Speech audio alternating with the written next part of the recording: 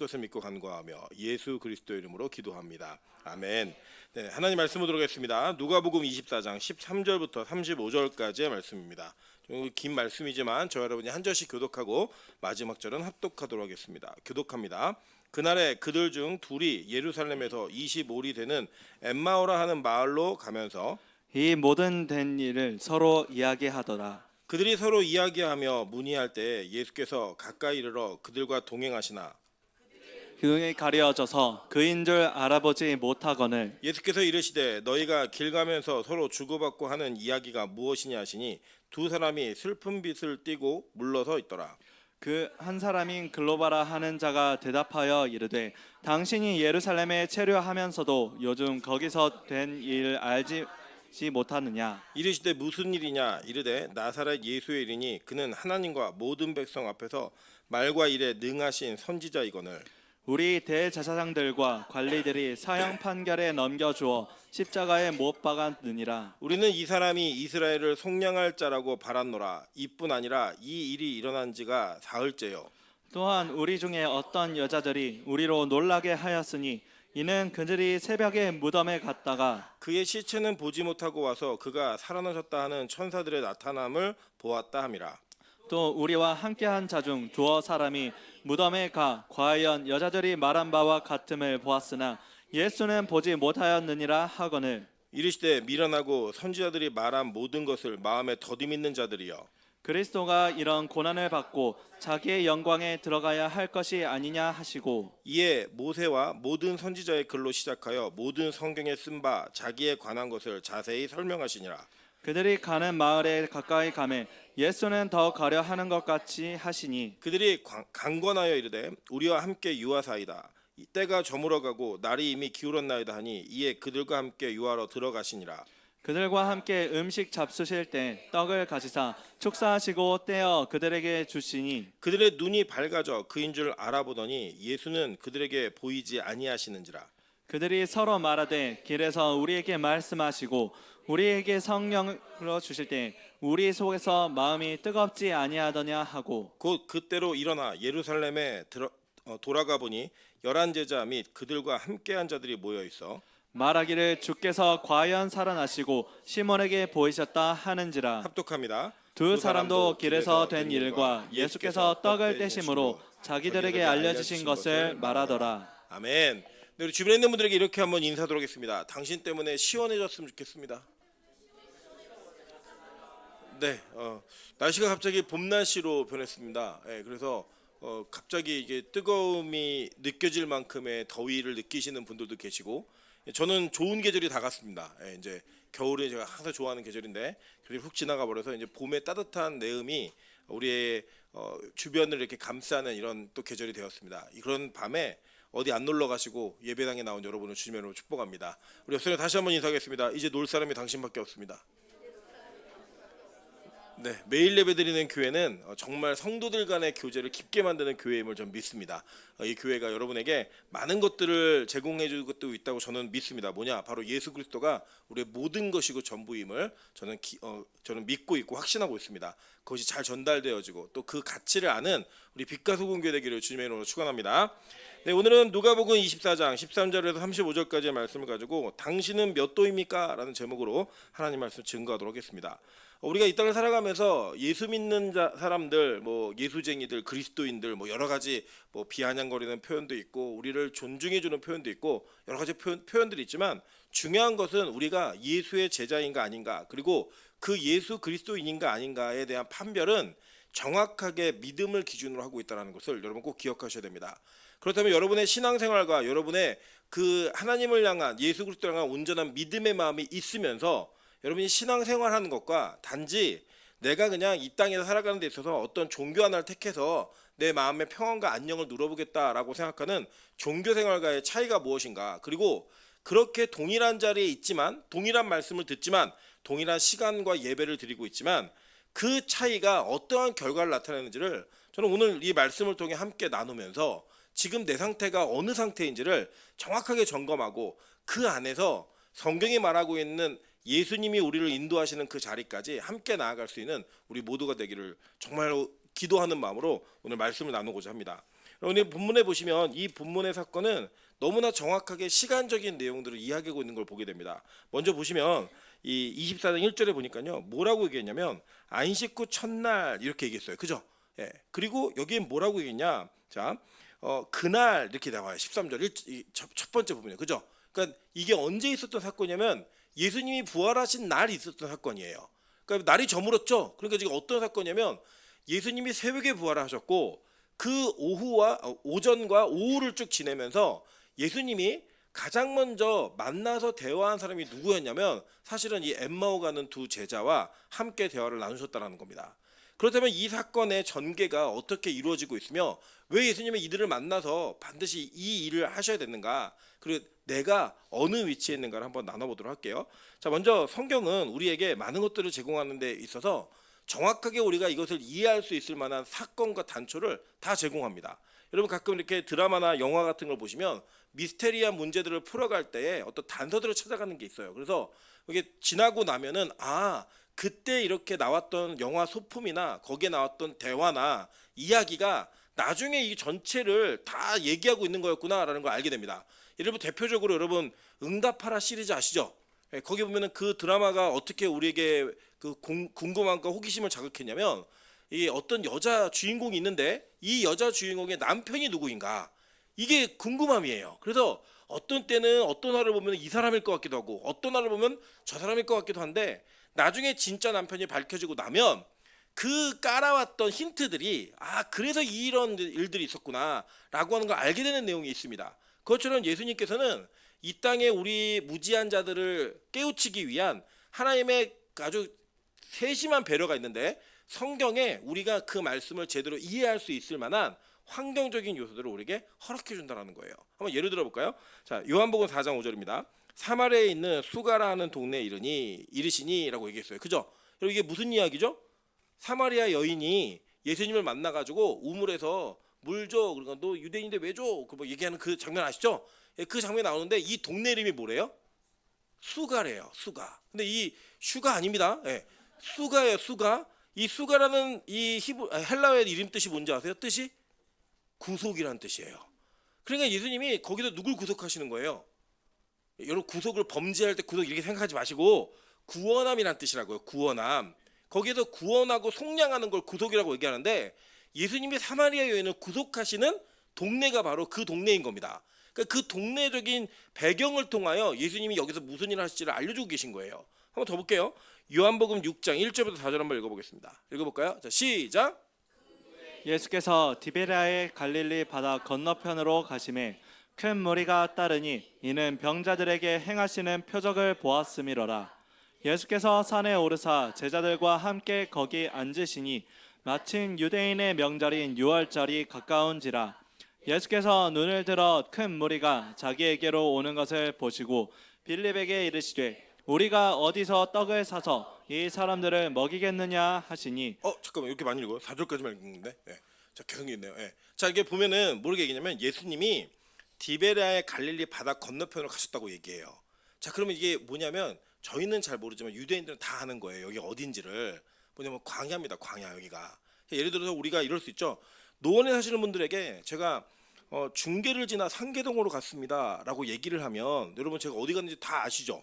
예. 그리고 상계를 지나 노원으로 갔습니다. 노원역으로 갔어요. 근처로 갔어요. 그러면 우리 머릿속에 다 그려지는 게 있단 말이에요. 그러니까 유대인들에게는 예수님이 디베랴의 갈릴리 바다 건너편으로 가셨다라고 얘기하면 광야로 나가셨구나. 이걸 다 아는 거예요.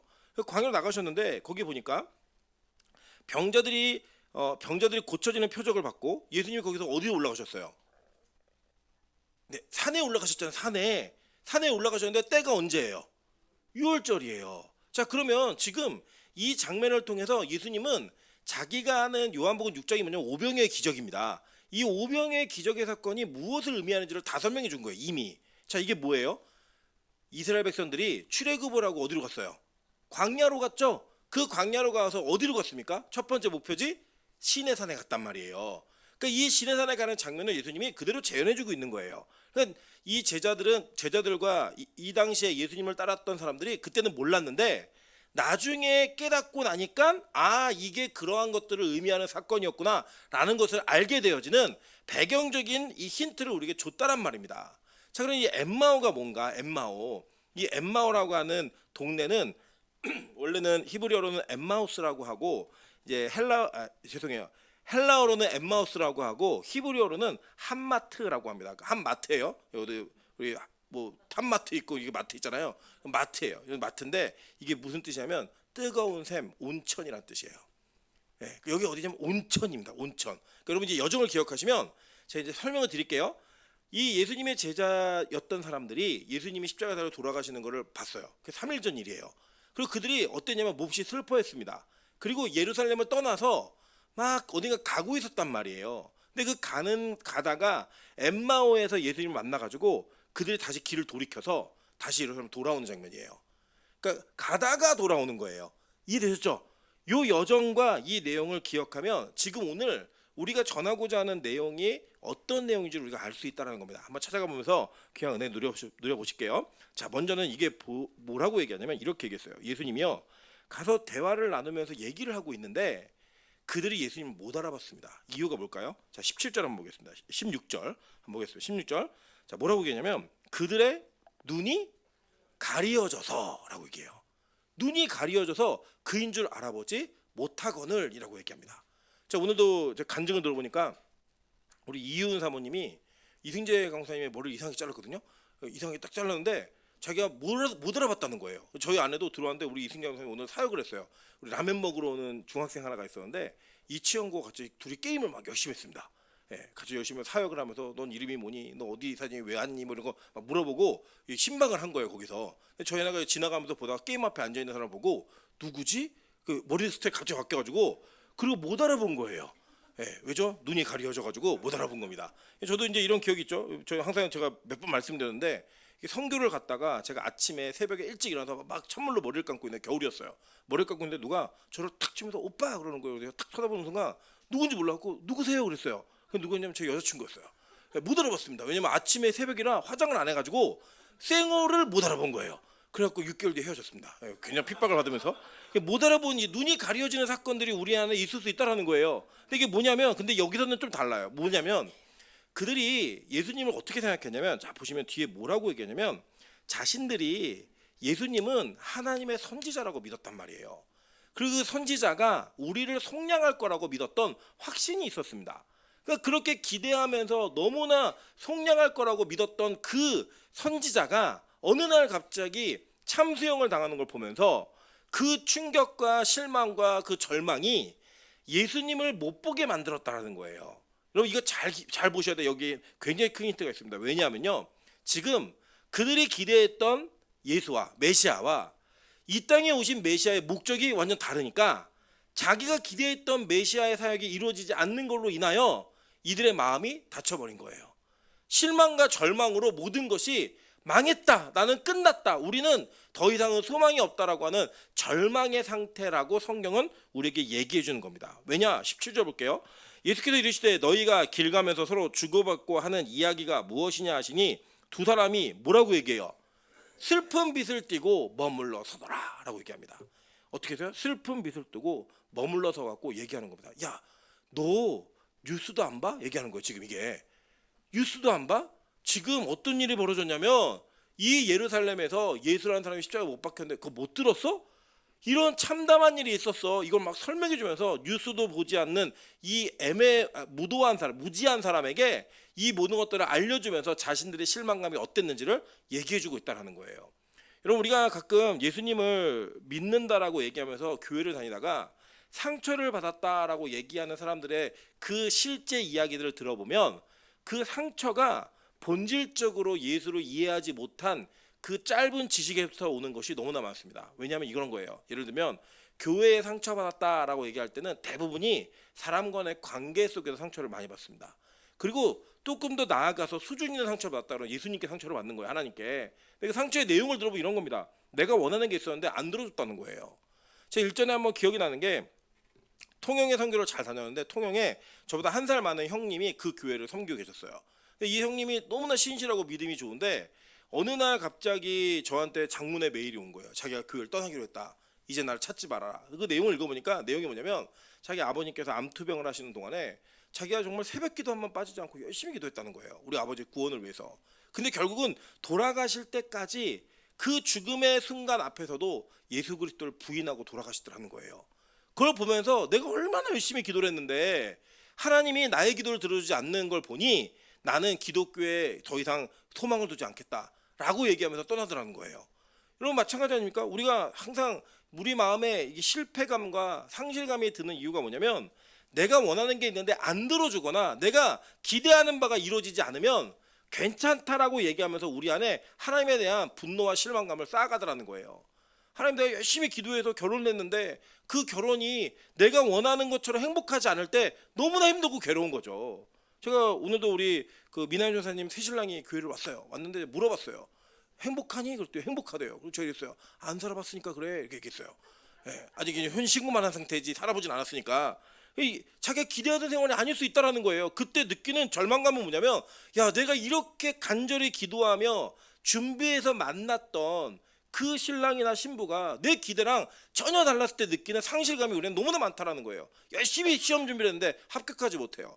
열심히 취업 준비를 했는데 결국엔 취업이 안 돼요. 내가 열심히 돈을 벌려고 준비했는데 그게 안 됐을 때 우리가 받는 그 상처와 정신적인 충격은 여러분 정말 이루 말할 수가 없습니다. 왜냐하면 이 땅의 사람들은 무언가 자기가 하려고 노력했을 때에 뭐가 잘 안 돼도 자기 탓을 하거나 남의 탓을 하거나 아니면 운이 없었다라는 이야기를 해요. 근데 그리스도인들은 누구 탓하죠? 하나님을 탓할 수 있는 아주 절대적인 그 샌드백이 있다는 거, 우리에게 열받는 거예요. 안 됐는데 내가 그렇게 기도 열심히 했고 내가 그렇게 최선을 다해서 예배드리면서 이거 했는데 왜 안 들어주지? 이런 마음들이 이 제자들에게도 있었던 겁니다. 정말 예수님의 제자로 열심히 예수님을 따라다닌 거예요. 3년 반 동안. 그 따라다녔던 예수님하고의 공생의 삶은 그들에게 어떤 생활이었겠어요? 자기 가정을 돌볼 수 있었을까요? 없었죠. 자기의 사업을 더 크게 만들 수 있었을까요? 없었어요. 그들이 오매볼만 기대했던 건 뭐냐면, 지금 우리가 로마라고 하는 정부의 치하에서 이 식민지 생활하고 있는데 예수 그리스도가 우리에게 오시면 우리를 구원하여서 우리로 하여금 독립을 이루고 정치적으로, 경제적으로, 군사적으로 다윗과 같은 시대를 만들어줄 거라는 그 기대감이 있었단 말이에요. 왜냐? 막 병자 고쳐주죠, 떡 먹이죠, 물고기 먹이죠. 자기들에게 필요한 모든 것들을 다 제공해 줄 것 같은 힌트가 예수에게 있었단 말이에요. 아, 저 사람은 메시아일 수 있겠구나. 그 기대감이 완전히 상실되었어요. 왜요? 갑자기 이 대제사장들과 서기관들에 의해서 예수님이 십자가에 차명을 당한 거예요. 로마 정부가 그 차명을 허락해 준 거예요. 그때 느끼는 절망감, 야, 이때 부활할 줄 알았더니 안 되네, 끝났네, 이때 우리 나라가 다시 부활할 줄 알았는데 안 되네, 이거예요. 근데 여러분 보세요, 이들이 뭐라고 표현했냐면, 자, 이렇게 얘기했어요. 자, 21절에 보니까요, 우리는 이 사람이 이스라엘을 뭐 할 자래요?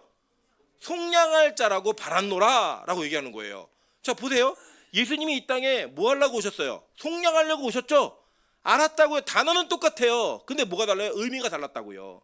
여러분에게 구원의 문제, 하나님으로부터 오는 은혜의 문제, 하나님이 살아계신 그 문제가 여러분이 가지고 있는 기준 안에서 채워지지가 않으면 우리는, 아, 나는 구원 못 받았어, 나는 하나님의 은혜를 못 입었어, 하나님은 나에게 일하지 않으셨어 라고 우리는 얘기한다고요. 그게 뭘로 이어진 거예요? 슬픈 기색이 있었던 거예요.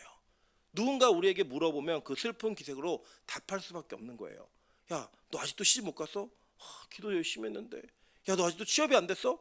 아, 내가 정말 열심히 예배드렸는데요, 안 되네요. 그럼 우리 뭐라고 얘기하죠? 야, 기도도 열심히 해. 마치 우리의 치공이 모자란 것처럼 열심히 더 기도하고 노력을 하면 무언가가 되는 것처럼 얘기하지만, 아니요, 성경에는요, 우리가 기대했던 것들이 이루어지는 것보다 우리가 기대했던 것들이 이루어지지 않는 경우가 훨씬 더 많더라는 거예요.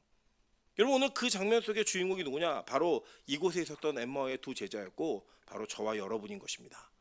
여러분, 그 자리에서 지금 예수님께서는 그들에게 이런저런 대답들을 하시다가 이렇게 얘기하셨어요. 뭐라고 얘기하면, 야, 이 더디 믿고 미련한 자들아, 미련하고 더디 믿는 자들아 라고 책망하셨습니다. 근데 이게요, 여러분, 이 뭐 수준이 높다고 되는 게 아니에요. 여러분, 한번 생각해 보실까요? 이 당시에 예수님께 가장 많은 걸 배웠던 사람들이 누구였을까요? 예? 예수님의 12제자 아니겠어요? 예. 근데 12제자 중에 하나는 뭐 했어요? 예수님 팔았어요. 팔았고 11명이 뭐 했는지 아세요? 볼게요. 요한복음 20장 19절부터 23절입니다.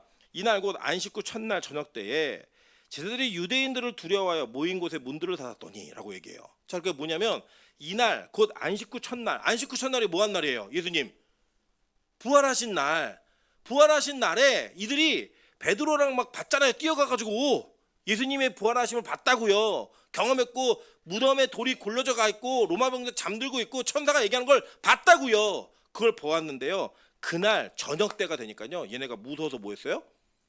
두려워가지고 유대인들이 무서워서 문을 닫고 숨어 있었다고요. 그때 예수님이 문이 닫혔고 숨어 있었는데 갑자기 중간에 툭 하고 나타나신 거예요. 이게 뭐냐? 부활한 예수 그리스도의 영광의 모습이에요. 예수님은 이 3차원적인 이런 세상에 제약을 받으시는 분이 아니세요. 이제는 부활하셨기 때문에. 그 부활하신 예수님이 갑자기 툭 나타나셨고 얘기하는 거예요. 뭐라고 했냐면 너희에게 평강이 있으시다. 너희 평강이 있으라는 거. 평강. 그게 말도 안 되는 거죠. 그랬더니 보세요. 이 말씀을 하시고 손과 옆구리를 보이시니 제자들이 주를 보고 기뻐하더라. 예수께서 또 이르시되 너희에게 평강이 있을지어다 라고 얘기해요. 여러분 한번 생각해 보실까요? 상상 한번 해보시면 우리가 진짜 다시 사신 예수님을 만났다 그러면 예수님이 막 못 찔리고 창에 찢어진 이런 모습을 보여주는 게 평강이 있을까요? 아니면 다 완전히 깨끗해진 모습이 평강이 있을까요? 그죠? 그게 더 평강 있지 않으시겠어요? 제가 이제 여기 수술을 이렇게 쬐잖아요. 쬐는데 여기 이제 그 테이핑을 한번 해놓고 거기 위에다 소독을 하래요. 병원에서. 그게 흡수가 되는 건가 봐요. 그래갖고 저는 상처를 한 번도 제대로 보질 못했는데 어제 이제 이게 다 떨어졌습니다. 안에 이제 테이핑이 자연스럽게 떨어졌어요. 그 거울을 보는 순간 평강하지가 않은 거예요. 와, 이렇게 많이 쬐어? 뭐 이런 생각이 들고 제가 오늘 저희 아내한테 살짝 보여줬어요. 이거 봐. 보여줬더니 저희 아내도 이러는 거예요. 저는 되게 이렇게 애처로운 눈빛으로 위로하는 걸로 쳐다볼 줄 알았더니 징그러워 막 이런 눈 쳐다보는 거예요. 그러니까 이제 뭔가 상처가 있는 걸 보면 평강하지가 않아야 되는 게 맞아요. 그래서 적어도 예수님이 야 내가 이랬는데 이렇게 바뀌었어 라고 온전한 걸 보여주셔야 되는데 그렇지 않으시더라는 거예요. 그러니까 우리가 생각하는 것과는 전혀 다른 방식의 평강을 제시하시더라는 거예요. 왜냐? 여러분 잘 보세요. 그들이 기대했던 예수 그리스도는 여전히 이 땅의 왕이었던 예수였다고요. 그런데 그 왕이었던 예수가 십자가를 통해 이 땅의 왕이 아니라 하늘의 왕임을 보여주시면서 그 하늘의 왕으로서 보여줄 때 우리에게 보여줘야 될 내용은 뭐냐면 너희들의 죄가 나의 찢겨짐으로 회복되었다는 걸 보여줘야 된다고요. 그래 완전 다른 개념인 거예요. 속량에 대한 개념이. 그러니까 성경은 우리에게 이 땅에서의 잘 되는 것이 기독교라고 가르치지 않습니다. 여러분 이걸 가르치잖아요. 어떤 일이 벌어지냐면 세상에서 안 되면 저주받은 것 같다니까요. 여러분의 풀고 싶은 문제가 풀리지 않으면 여러분이 내가 무언가 하나님 앞에 잘못했나? 이런 생각이 든다고요. 성경은 그렇게 우리에게 믿음의 기준을 얘기하지 않았어요. 그렇게 얘기한다면 예수 믿는 사람들은 다 돈 잘 벌고 여러분 사는 주식마다 다 올라야 되고 여러분 하는 일마다 다 잘 돼야죠. 그렇지 않더라는 거예요. 우리가 때때로는 우리의 선택이 이 세상에서 너무나 말도 안 되는 황당한 결과를 낳기도 하고요. 때로는 주님께서 우리에게 걸으라고 하신 그 길 자체가 우리 인생에 크게 도움이 안 되는 것처럼 보일 때도 있어요. 때로는 마치 다른 사람들에게 야 너 망했구나 라는 상태를 얘기를 들을 수밖에 없는 그런 일들도 우리에게 있다라는 거예요. 근데 여러분 잘 보세요. 그들의 눈이 가리워져서 그 가리워진 상태에서 예수님에 대한 생각은 뭐냐면 두려움이었다고요. 슬픈 기색이었어요. 심지어는 예수님께 3년 6개월 동안 예수님의 지척에 있으면서 배웠던 12제자까지도 11제자까지도. 근데 한번 보세요. 예수님 뭐라고 얘기하나 보세요. 자, 요한복음 20장 계속 읽었던 내용인데 보겠습니다. 이 말씀을 하시고 그들을 향하여 숨을 내쉬며 이르시되 성령을 받으라. 너희가 누구의 죄든지 사하면 사하여질 것이요 누구의 죄든지 그대로 두면 그대로 있으리라 하시니라 라고 얘기했어요. 자, 근데 여기서 아주 예수님이 재밌는 예수님의 모습을 성경이 그대로 썼습니다. 뭐라고 했냐면 숨을 내쉬며 이렇게 얘기했어요. 그죠? 근데 이 숨을 내쉬며라는 이 헬라어 단어가 에네피세켄이라는 단어인데 이 단어의 뜻이 뭐냐면 숨을 불어넣다, 입김을 내쉬다 이런 뜻이에요. 그러니까 이제 이거를 여러 가지로 해석해요. 어떤 사람도 한숨이었다 뭐 표시하는데 이게 신약 성경에 단 한 번밖에 쓰이지 않았습니다. 근데 이 단어가 구약으로 넘어가면 어디에 쓰여 있는지 보니까요. 이렇게 얘기해요. 창세기 2장 7절 한번 읽어보겠습니다. 시작. 여호와 하나님이 땅의 흙으로 사람을 지으시고 생기를 그 코에 불어넣으시니 사람이 생명이 되니라. 자, 여기 보니까 보세요. 지금 예수님께 하나님이 이 땅을 창조하셨을 때 사람을 창조하시잖아요. 창조할 때 원래는 흙에서부터 아담아에서 진짜 그 가치 없는 흙을 선택하시죠. 그 아파르였다고요. 먼지, 티끌을 선택하셨어요. 그리고 그 티끌을 선택해서 사람을 만들었어요. 모양을. 빚으신 이후에 그 사람에게 뭘 불어 넣으셨죠? 네, 생기를 불어 넣으시니까 어떤 일이 벌어져서 사람이 생명이 되었다라고 얘기를 해요. 그죠? 그게 이게 원래는 흙덩어리였는데 먼지더미였다고요. 그 먼지가 하나님의 생기가 들어가니까 어떤 일이 벌어졌어요? 생명이 되었다라고 성경 우리 얘기해 줬단 말입니다. 그런데 이들이 타락을 해서 다시 흙으로 돌아가게 되죠. 그 흙으로 돌아가게 된 자들을 지금 예수님이 다시 그들에게 입김을 불어 넣고 계신 거예요. 그 입김을 불어 넣어서 지금 이 상태로부터 다시 회복시키는 새 창조를 이루고 계신 그 장면이 나오는 겁니다. 여러분 이거 제가 억측한 게 아니에요. 바울이 이걸 똑같이 얘기한다고요. 한번 볼까요? 자, 고린도전서 15장 45절부터 47절 다 같이 읽어보겠습니다. 시작. 기록된 바 첫사람 아담은 성이 되었다 함과 같이 성령이 됐다고 읽으시면 안 돼요. 큰일 납니다. 다시 읽겠습니다. 시작. 기록된 바 첫사람 아담은 생령이 되었다함과 같이 마지막 아담은 살려주는 영이 되었나니. 자, 보세요. 첫사람 아담은 뭐가 됐어요? 생령이 되었다고 얘기해요. 그죠? 창세기 그대로 얘기한다고. 근데 마지막 아담이 누구예요? 예수님이잖아요. 그 예수님은 뭐가 되게 만들었다는 거예요? 살려주는 영이 되었나니. 계속 읽어볼게요. 46절 시작. 그러나 먼저는 신령한 사람이 아니요 육의 사람이요 그 다음에 신령한 사람이니라. 계속 다음 절. 첫 사람은 땅에서 났으니 흙에 속한 자이거니와 둘째 사람은 하늘에서 나셨느니라. 자, 그게 뭐예요? 이게 지금 우리의 상태를 설명해 주고 있는 거라고요. 첫 번째 아담을 통하여 우리가 된 건 생령이에요. 근데 두 번 마지막 아담을 통해 우리가 되는 건 뭐예요? 살려주는 영이 된다는 거예요. 그래서 이게 차원이 다른 문제고 새 창조가 되어지는 겁니다. 자, 여러분 보실게요. 첫 창조가 되었던 그 창조의 세계와 다시 창조되는 새 창조의 세계, 어느 세계가 더 좋은 세계예요? 우리 다 알잖아요. 어느 세계가 더 좋은 세계예요? 새 창조된 거, 새 하늘과 새 땅이 지금 첫 번째 창조된 세계보다 훨씬 좋은 세계라고요. 믿으십니까? 여러분 그걸 믿으면 지금 이 내용이 뭔지를 아셔야 되는 거예요. 우리가 하나님께 첫 번째 창조되었을 때, 즉 타락할 가능성이 우리에게 존재했을 때는요, 우리는 그냥 생명이 된 걸로 끝난 거예요. 근데 그들이 어떻게 됐어요? 잘못된 선택으로 죽었죠. 죽어서 슬픈 자가 되었고 두려운 자가 되었고 자기의 부끄러움을 감추는 자가 되었다고요. 그런 자들에게 다시 그 한숨, 숨을 불어 넣으시면서 어떤 일이 벌어지는 거예요? 그들이 남들을 살리는 자가 되는 거예요. 그래서 보세요. 여기에 뭐라고 얘기냐면 너희가 누구의 죄든지 사하면 사하여질 것이요 누구의 죄든지 그대로 두면 그대로 있으리라. 뭐예요? 살려주는 영이 되어서 증인이 되는 그 삶으로 이루어지는 그 새 창조가 이루어지고 있다는 거예요. 언제요? 부활 때에 그 부활의 의미를 깨닫지 못하고 있던 자들이 예수님을 만나 그 부활이 무엇인지를 아니까 변화받는 자가 되는 거예요. 여러분 근데 이게 언제예요? 안식 후 첫날 저녁 때예요. 그죠? 그리고 이 저녁 때면 지금 예수님은 이 제자들보다 누굴 더 만나 주신 거예요? 먼저 엠마오에 가는 제자를 먼저 만나신 거예요. 먼저 만나셨는데 그들이 원래 땅에서 흙에 속한 자여서 자기들이 기대했던 건 땅에 대한 기대였어요. 근데 땅에 대한 기대가 완전히 무너지고 예수님을 다시 만난 그 장면 속에서 부활하신 예수님을 만난 그 장면 속에서 심지어 어느 정도나 예수님이 어떤 분인지 못 알아봐요. 아, 우리가 그렇게 따르던 예수님이었구나. 이것조차 못 알아봤어요.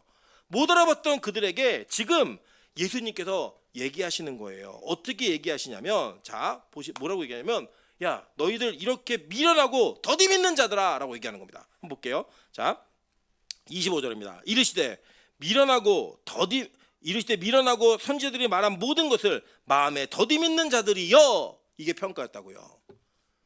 여러분 이게요 지금 엠마오에 가는 두 제자라고 생각하시면 큰 착각입니다. 여러분 잘 보시면요 이 사람들은요 예수님의 기적 다 봤어요. 그죠?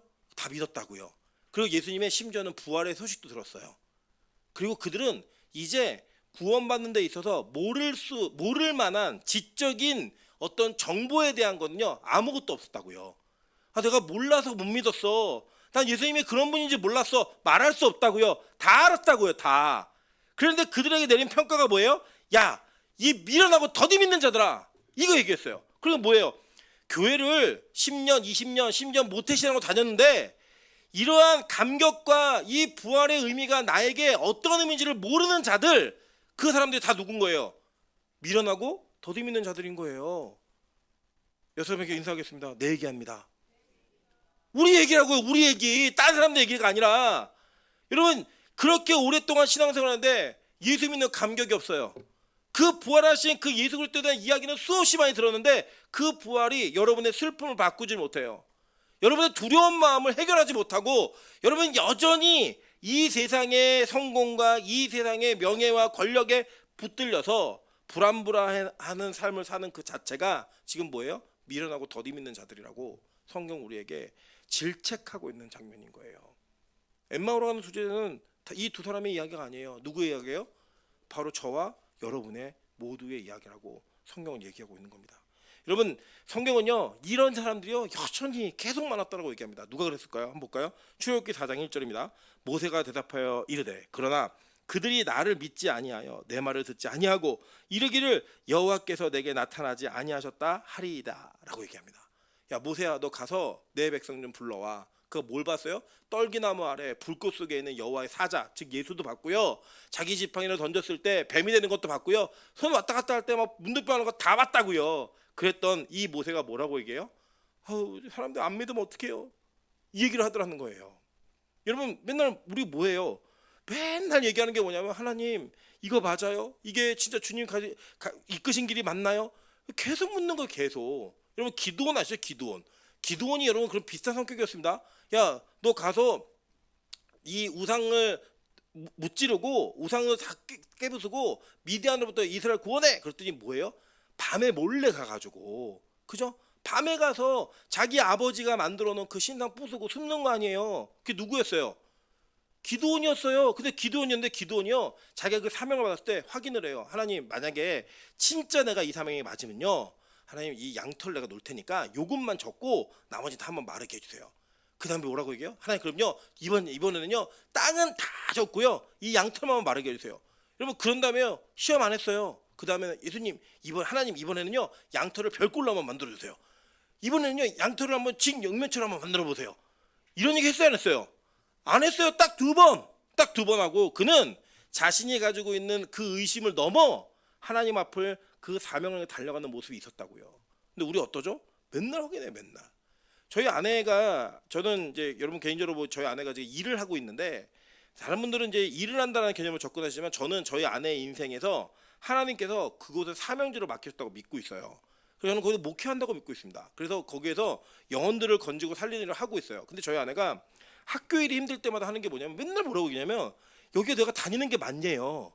자기 이것이 맞냐는 거예요. 지금 그 질문을 제가 처음에는요 진심으로 대해줬어요. 아니야 부르심 받은 거야 걱정하지 마. 요새 뭐라는 줄 아세요? 아 조용히 해 좀. 하도 얘기를 하니까 야 그거 계속 언제까지 얘기할 거야. 여러분 우리 교회에 저런 기지 되게 많아요. 우리 민정간사도 제가 이제 우리 교회 간사로 일해라 얘기할 때 사실 제가 응답받은 게 아니고 누가 응답받냐면 민하영 전사님이 응답받은 거예요. 그리고 공고를 냈는데 아무도 지원 안 하는 거야. 아무도. 근데 민하영 전사가 뭐라고 얘기냐면 이미 하나님이 정해놨다는 거예요. 우리 교회 사역자를. 그러면서 그 얘기를 하다가 우리 민정간사 얘기가 나왔어요. 그래서 그 얘기를 했더니 원래 민정간사 성격은 절대 안 할 사람인데 그때는 뭐가 임했는지 한다고 얘기한 거예요. 하겠다고. 그래갖고 최근까지도 이게 자기 길이 아닌 것 같대요. 제가 처음에는요 아니야 하나님이 이런 증거도 주셨고 이런 은혜도 주셨어 막 얘기하는데요 요새는 그렇게 얘기 안 해요. 아 조용히 해 좀. 이렇게 뭐냐면 우리가 맨날 그걸 하고 있다는 거예요. 주님이 이끄신 길은 맞는 것 같은데 진짜 맞을까요? 이게 제가 가야 되는 길이 맞을까요? 계속 얘기하는 거예요. 누가 그랬어요? 모세가요. 천하의 모세가 그 일을 하더라는 거예요. 우리가 똑같이 위로가 되지 않으십니까? 여러분 그 일을 했던 그 모세와 동일하게 모세를 따라다녔던 이스라엘 백성들 동일하게 얘기해요. 한번 볼게요. 민수기 14장 11절입니다. 다 같이 한번 읽어보시겠습니다. 시작. 여호와께서 모세에게 이르시되 이 백성이 어느 때까지 나를 멸시하겠느냐 내가 그들 중에 많은 이적을 행하였으나 어느 때까지 나를 믿지 않겠느냐. 하나님이요 너무나 많은 기적과 이적을 다 보여주셨는데요 그 기적과 이적을 보고도 백성이 안 믿어요. 그랬더니 하나님 나중에 어떻게 얘기냐면 너 나 멸시하니? 그거를 아유 의심이 많네 이렇게 대하지 않으시고 너 나 멸시하니? 언제까지 나 안 믿을 거야?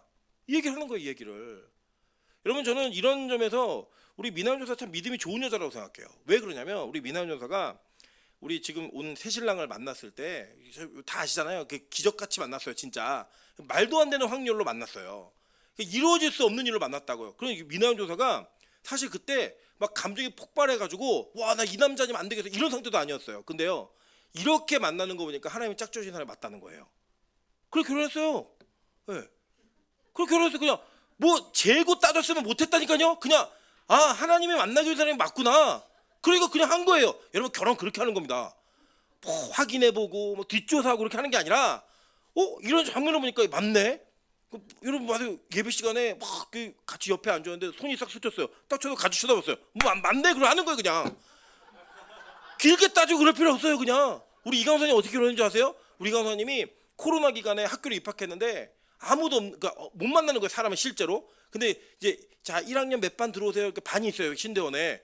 그 반에 줌에 딱 들어갔는데 거기에서 유독 한 여자가 싹 빛나더래요.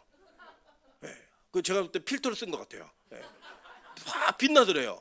그래갖고 실물을 만나보지도 않고 이 여자다. 정신 나간 것 같이 보이죠? 그게 믿음이라고요. 물론 그런 후회 많이 하죠. 이게 진짜 맞나? 아마 성일도 후회 많이 할 거예요. 아, 이게 맞나? 내가 이 미남 전도사랑 결혼해가지고 전도사의 남편으로 매일 예배에 대한 압박감을 받으면서 내가 좋아하는 자전거 여행 거 다 버리고 이거 맞나 진짜? 이런 느낌이 다 든다고요. 우리 안 그러셨어요? 다 똑같잖아요. 우리 안에 그러한 갈등과 고민들이 계속 있었어요. 왜요? 우리가 하나님께서 보여주신 기적과 이적 그리고 그 말씀을 알면서도요. 우리 마음 가운데 더디 믿고 미련함 때문에 그것이 진짜 우리에게 주신 하나님의 사명과 하나님이 우리를 이끄신 방향이라고 못 믿는 거예요. 그 의심이 여전히 있지 않으십니까? 여러분 이 교회가 맞을까? 뭐 이렇게 예배드리는 게 맞을까? 내 남편이 이게 맞나? 내 부인이 맞나? 이 사명이 맞나? 이 부서가 맞나? 여러분 여러 가지 고민들 이 직장이 맞나? 계속 하실 거 아니에요. 그 고민과 갈등의 현장이 지금 이 엠마오에 가는 두 제자가 있었던 거예요. 우리의 3년 반은 뭐지? 나의 구세주인 줄 알고 구원주인 줄 알고 따라왔는데 죽어버렸어. 살았다고 얘기는 하는데 난 못 봤어. 이거 못 믿겠어. 여러분 우리가 부활을 대하는 모습이 그렇다고요. 왜 신앙생활을 하는데 신앙생활에 이 땅을 살아가면서 지치고 힘든 마음이 해결 안 되는 세상 사람과 똑같은 모습이냐고요. 여러분 오늘 저희 아내가 저희 제자들한테 아주 멋진 말 했더라고요. 야 예수 믿는 건 어려운 일이 안 생기는 게 아니야. 어려운 일이 있는데 천국에 대한 소망을 가지고 그 어려움을 뛰어넘는 게 믿음이야. 여러분 그게 바로 믿음 아닙니까? 성경은 우리에게 그것이 믿음이라고 누누이 가르쳤음에도 불구하고 그런 일을 만날 때마다 우리는 하나님 안 계시다는 거예요. 아니면 내가 구원 못 받았다라는 거예요. 그런 절망감 속에 사로잡혀 있는 그들이 누구예요? 바로 이 이스라엘 백성들처럼 모세처럼 계속 의심하는 자들이에요. 못 믿는 자들이라고요. 더디 믿는 자들, 미련한 자들. 그게 누구예요? 저와 여러분의 모습을 그대로 얘기하고 있다는 거예요. 예레미야 5장 21절에 이렇게 얘기합니다. 어리석고 지각이 없으며 눈이 있어도 보지 못하며 귀가 있어도 듣지 못하는 백성이여 이를 들을지어다. 이게 말도 안 되는 얘기죠. 야 너는 눈이 있어도 보지 못하고 귀가 있어도 듣지 못해. 그런데 백성이여 이걸 들을지어다. 이 선지자의 안타까움의 모습이 안 느껴지십니까? 너는 눈이 있는데 못 보는 사람이야. 귀가 있는데 못 들어. 그래서 제발 좀 들어라. 제발 좀. 제발 좀 들어. 안 들리니까 내가 계속 그렇게 사는 거야. 그러면서 절규하듯이 외치는 그 외침이 여러분 안 들리세요? 사실은요 매번에 하나님의 설교가 우리 이 빛과 소금 강단을 통해 나아갈 때 이런 모습으로 우리에게 선포되어지고 외쳐지고 있다는 거예요. 여러분 우리 기쁨사하고 재밌는 얘기 하더라고요. 아마 이런 얘기가 있었나 봐요. 자매끼리 우리 하은이가 언니한테 언니 요새 말씀이 들려 뭐 새롭게 들려 막 얘기하니까 기쁨이가 이렇게 얘기했대요. 목사님은 계속 똑같이 설교했어. 계속 똑같이 설교했어. 이제 너에게 들리기 시작한 거야. 여러분 그게 은혜라고요. 그게 은혜. 여러분 근데 예수님이 뭐 해주시냐 아세요? 이때부터 자 보세요. 26절입니다. 그리스도가 이런 고난을 받고 자기의 영광에 들어갈 것이 아니냐 하시고 야 그게 맞아. 죽는 게 맞아. 왠지 알아? 보니까 자 27절이에요. 다 같이 읽어보겠습니다. 시작. 이에 모세와 모든 선지자들의 글로 시작하여 모든 성경에 쓴 바 자기에 관한 것을 자세히 설명하시니라. 어떻게 했대요? 자기에 관한 것을 자세히 설명을 했는데 뭘 근거로요? 모세와 모든 선지자들의 글로 얘기했다는 거예요. 그게 뭐예요? 모세와 모든 선지자들의 글이 뭐예요? 구약성경. 구약성경을 가지고 설명하기 시작한 거예요. 봐라, 맞지? 죽는 게 맞지? 그리고 이 땅을 속량하는 건 너희가 원한 내가 이 세상의 왕이 되는 게 아니라 너희 죄의 문제를 해결하는 게 맞아. 그리고 3일 만에 부활하는 것도 맞고 이거를 자세히 설명해 준 거예요. 자, 그랬더니요. 이들의 반응이 어땠는지 아세요? 자, 24장 누가복음 24장 31절부터 32절 다 같이 읽겠습니다. 시작. 그들의 눈이 밝아져 그인 줄 알아보더니 예수는 그들에게 보이지 아니하시는지라. 그들이 서로 말하되 길에서 우리에게 말씀하시고 우리에게 성경을 풀어 주실 때 우리 속에서 마음이 뜨겁지 아니하더냐 하고. 아멘. 자, 보세요. 그들이 이렇게 얘기합니다. 처음에 이렇게 몰랐어요. 근데 이제 예수님이 그냥 갈 길을 쭉 갈라 그러는 거예요. 밤이 어두워졌는데. 그러니까 예수님 잡아요. 같이 우리 여기 같이 유합시다. 말씀이 너무 좋으니까 같이 유했어요. 유하면서 밥 먹고 떡 먹다가 이분이 예수님이네 알게 된 거예요. 근데 아는 순간 예수님이 없어져 버리셨어요. 그 남은 두 제자가 얘기를 합니다. 뭐라고 얘기냐면, 야, 그분이 길에서 말씀하고 우리에게 성경을 풀어 주실 때 우리 속에서 뭐가 됐대요? 마음이 뜨겁지 아니하더냐라고 얘기하는 거예요. 그게 어디예요? 엠마오 온천이라고요. 여러분, 우리가 보통 온천에 가시면 온천물은 뜨거워요, 차가워요? 뜨겁죠. 그럼 우리 어른들이 들어가면서 뭐라 그래요? 시원하다 얘기하고 애들이 막 뛰어들다가 깜짝 나오고 막 이러잖아요. 시원하다는 느낌이 뭐예요? 내 그 몸의 모든 피로와 모든 쌓였던 피곤들이 여기 뜨뜻한데 날 지지니까 이게 풀리는구나. 이런 느낌이 들어가면서 거기 온천이라는 곳이 우리의 온도를 바꾸는 곳 아니에요. 우리의 몸의 온도를. 보면은 우리 뭐 건강에 관련된 이야기 막 하시는 분들 가운데 얘기하는 게 뭐예요? 몸의 1도가 올라가면 면역이 올라간다 얘기하면서 당신의 몸의 온도가 몇 도입니까? 자꾸 물어보잖아요. 그래서 막 몸이 차고 손발이 찬 사람들, 잔병이 많고 뭐 임신도 잘 안 되고 막 이런 얘기만 하는 이유가 다 근거들이 있는 이야기 아닙니까? 한의학적으로. 그런 얘기할 때 그들이 얘기하는 건 뭐냐면, 너의 몸의 온도가 몇 도가 되면 그 몇 도는 너의 몸을 건강하게 만들어, 이거잖아요. 여러분, 근데 보세요. 지금 오늘 성경은 우리의 영적 온도가 몇 도인지 물어보는 거예요. 너 부활 알아? 예수 알아? 이적 알아? 기적 알아? 그래, 오케이. 너 근데 몇 도야? 요즘 슬픈 기색으로 있는 그 사람들은 다 몸이 영적으로 냉방병이 들린 자들인 거예요. 그 냉방병 걸린 자들이 뭐 하는 거예요 지금? 야, 예수 믿어봤는데 아무 소용없다. 야, 망했어, 우리 죽었어. 원하는 거 아무것도 안 이루어졌어. 그리고 터덜터덜 예루살렘을 떠나서 멀리 가고 있는 거예요. 멀리. 그때 어디서? 엠마오, 그 온천에서 예수님께서 그들의 몸을 뜨겁게 만드시는 게 아니라 그 마음을 뜨겁게 만드시는 거예요. 그 마음을 뜨겁게. 그리고 사라졌어요. 그 다음에 어디 가셨을까요? 사라져서 제자들에게 간 거예요. 평안하니? 봐, 나 찢어졌어. 여기 창 떼고 있어. 그러면서 숨을 불어 넣으시면서 뭐 하시는 거예요? 새 창조를 하시는 거라고요. 여러분, 그 새 창조가 저는 이 빛과 소금 교회 안에 일어나기를 간절히 소망합니다. 여러분, 부활을 안다고요? 얼마큼 하시는데요? 예수님 안다고요? 나 오래 믿었다고요? 그 믿음이 여러분의 이 신앙생활이 뜨거워지지 않는다고 한다면, 그 예배 가운데 말씀이 여러분을 뜨겁게 못 만든다면 여러분이 냉방병 걸린 자들이 영적 냉방병, 슬픔과 고통과 절망과 실망으로 모든 문제가 여러분을 끌어내려서 하나님을 안다 하지만 모르는 자들이고, 말씀을 듣는다 하지만 듣지 못하는 자들이고, 여러분이 성경을 읽는다고 하지만 성경의 내용이 무엇인지 알지 못하는 자들이 되어서 지금 여러분 헤매고 있는 거예요. 엠마오로 가자. 야, 예수님 죽었어. 소용없어. 예루살렘 떠나서 가버리자. 이미 몸은 교회에 있지만 마음과 생각과 여러분의 삶이 지금 예루살렘을 떠나 터덜터덜 가고 있을 때, 저는 여러분의 엠마오가 오늘 이 밤을 간절히 소망합니다. 그 엠마오에서 예수를 만나서 그 성경을 풀어주는 말씀을 들었을 때 그 영광의 은혜로 다시 회복되어지는 뜨거움이 나타나야죠. 여러분, 놀라운 사실이 뭔지 아세요? 제자들도 이걸 몰랐어요. 제자들도. 이 뒤에 제자들에게 예수님 또 나타나셨잖아요. 밤에. 뭐 했는지 아세요? 누가복음 24장 44절부터 45절 한번 읽어보겠습니다. 시작. 또 이르시되 내가 너희와 함께 있을 때 너희에게 말한 바 곧 모세의 율법과 선지자들의 글과 시편에 나를 가리켜 기록된 모든 것이 이루어져야 하리라 한 말이 이것이라 하시고, 이에 그들의 마음을 열어 성경을 깨닫게 하시고. 아멘. 자, 예수님이 남은 11제자에게 말씀하신 내용이 뭔지 아세요? 야, 너희들 봐. 이 성경을 보고 모세의 율법과 선지자의 글과 시편을 보면 거기에 다 나를 가리켜 얘기한 내용이 있어.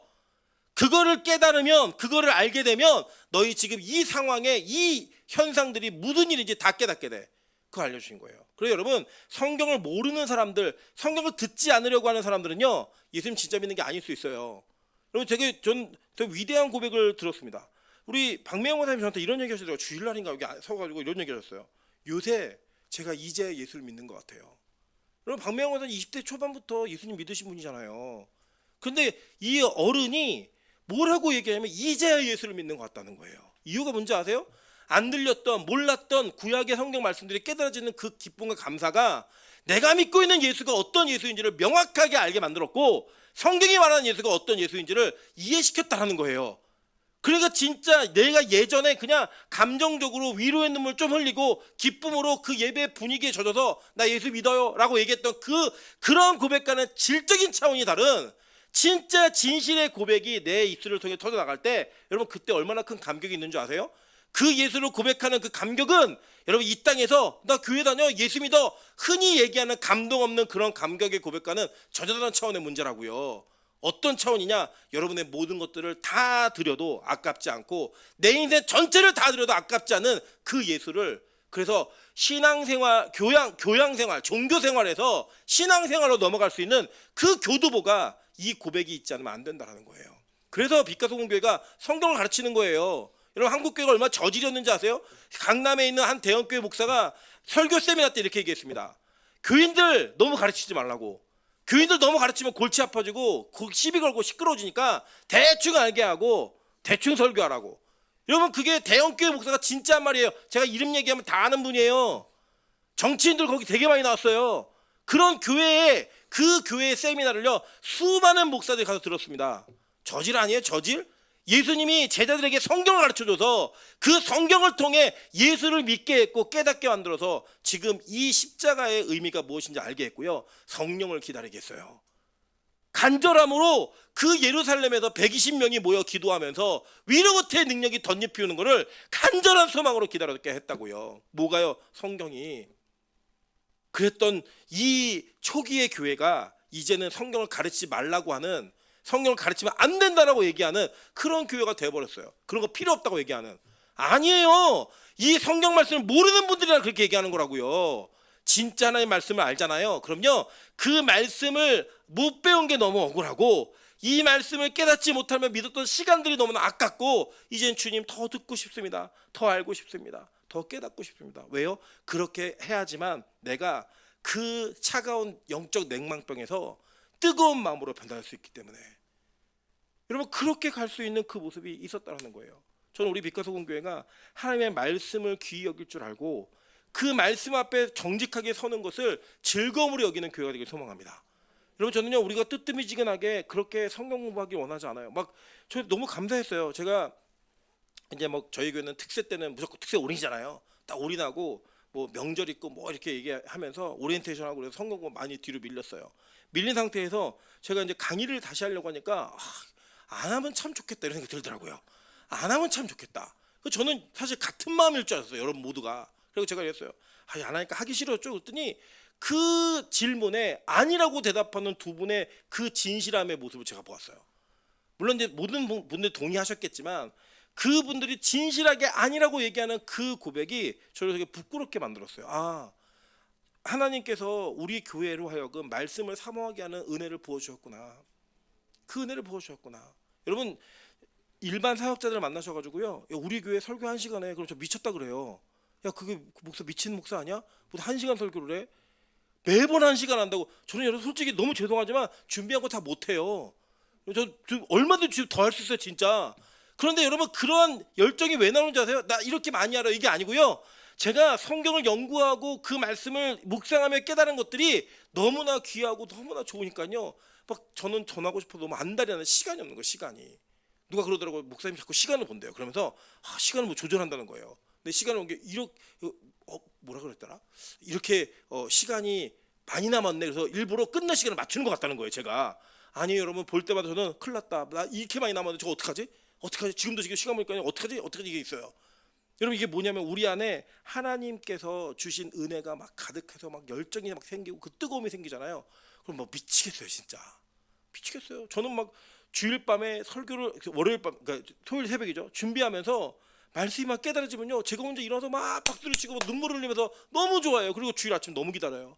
너무 기다려요 진짜. 하나님 이거 잊지 않고 전할 수 있게 도와주세요. 잊지 않고 전할 수 있게 도와주세요.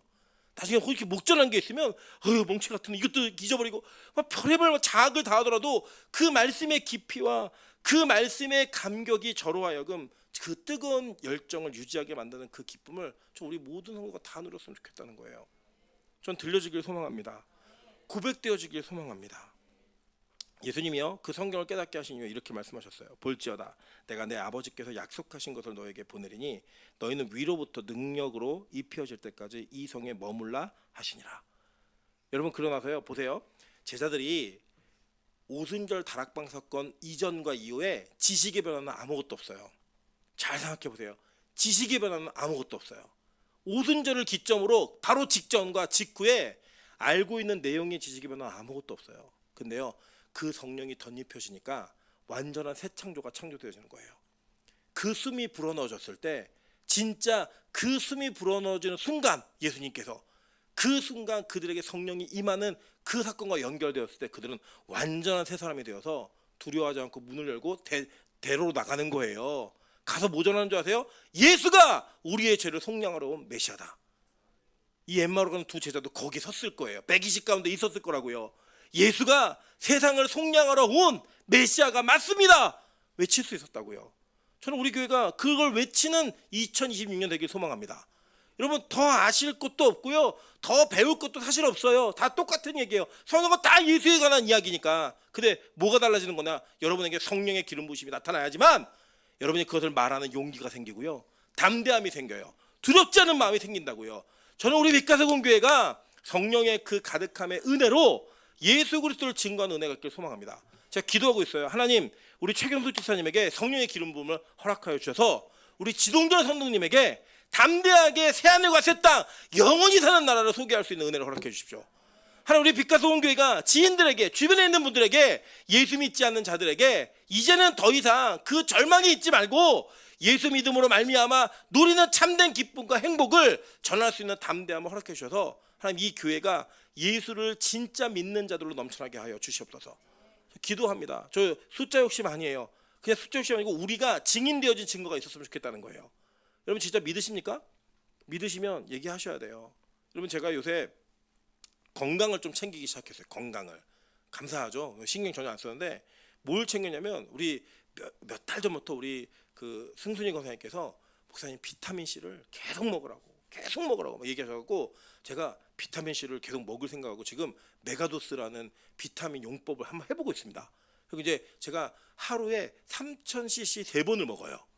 네, 9000cc를 먹는 거죠. 9000 먹는데 이제 이게 설사 날 때까지는 소화가 되는 거예요. 제가 몸이 커서 그런지 돼지라 그런지 막 계속 들어가요. 막 뭐 몸이 막 이렇게 하고 있는데 제가 이걸 알아야 될 거 아니에요. 알아냐고 이 비타민 C의 역사부터 시작해서 모든 걸 다 봤어요. 보면서 느낀 게 뭐냐면 이거를 믿는 사람들은요 이거를 전하지 못해 안달이에요. 난리가 났습니다. 시간이 좀 있으면 이걸 얘기 드리고 싶은데 너무 재밌어요. 비타민 C 역사가 너무 재밌는데 이게 시간이 없어요. 근데 이 사람들이 이걸 믿으면서 증거하는 거예요. 유튜브에도 얘기하고 먹어라, 무조건 먹어라, 괜찮다, 설사라도 참으면서 먹어라, 지사제 먹어서 먹어라, 뭐 별얘기를 다 해요. 다 먹으래요. 이유가 뭐냐? 그러면 너희 잃는 것보다 얻는 게 훨씬 많아. 반드시 몸이 좋아져. 막 얘기합니다. 여러분 한나 몸에 들어가는 영양제 하나를 믿으니까요 그 믿는 사람들이 미친 것처럼 얘기해요. 먹으라는 거예요. 오줌으로 다 나가도 먹으라는 거예요. 하루에 먹으면 달라진다는 거예요. 여러분 예수님을 비타민 C보다 더 믿으세요? 근데 우리에게 왜 그 예수가 비타민 C를 믿는 사람보다 강력한 힘으로 나타나지 않죠? 예수님을 믿는다고 얘기하는데 여러분 이게 마음이 이렇게 뜨거우세요? 아니잖아요. 우리 세상에서 연애하는 사람마저도 못한 하나님에 대한 사랑을 얘기할 때가 너무나 많아요. 예수님은 믿는데 예수님을 믿는다고 말은 하고 있는데 그 말에 대한 고백이 진짜 비타민 C를 믿는 사람들보다 못하다면 여러분 지금 아직 우리는 성경을 모르는 거라고요. 성경을 모르는 거라고. 예수님을 못 만난 거예요. 보고 있는데 모르는 거라고요. 저는 우리 빛가세공 교회가 예수를 하는 교회가 되길 소망합니다. 오늘 물으시는 거예요. 예수님이 너 맷돈이 너에게도 엠마오가 필요하지 않니? 너에게도 그 엠마오가 있어야지 변하지 않겠니? 여러분 오늘 이 밤이 여러분에게 엠마오가 되기를 주님의 이름으로 축원합니다. 같이 한번 찬양으로 기도하도록 하겠습니다. 주께 가까이 날 이끄소서. 여러분 이 찬양의 가사 속에서 여러분 주님 제가 조금 더 주님께 가까이 가길 소망합니다. 그 가까이 가는 소망을 통하여 그 관계를 통하여 내 눈을 열어주시고 그 눈이 열렸을 때 하나님의 말씀을 깨닫고 그 성령을 사모하며 예수를 향해 나아갈 수 있는 은혜가 있게 도와달라고 같이 찬양으로 기도하며 나가도록 하겠습니다.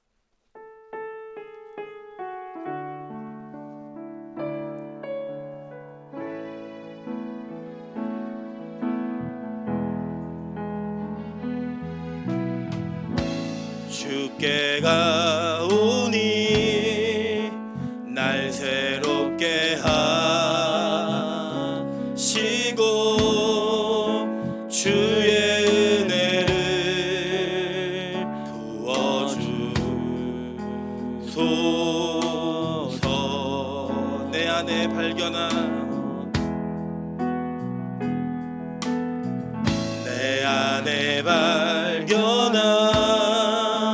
나의 연약함 모두 벗어지리라. 주의 사랑으로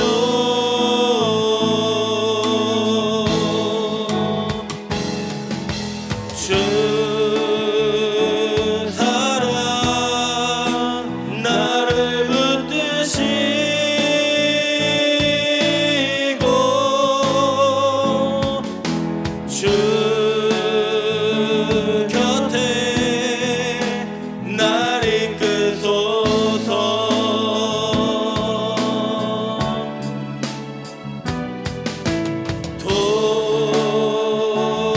독수리 날개처럼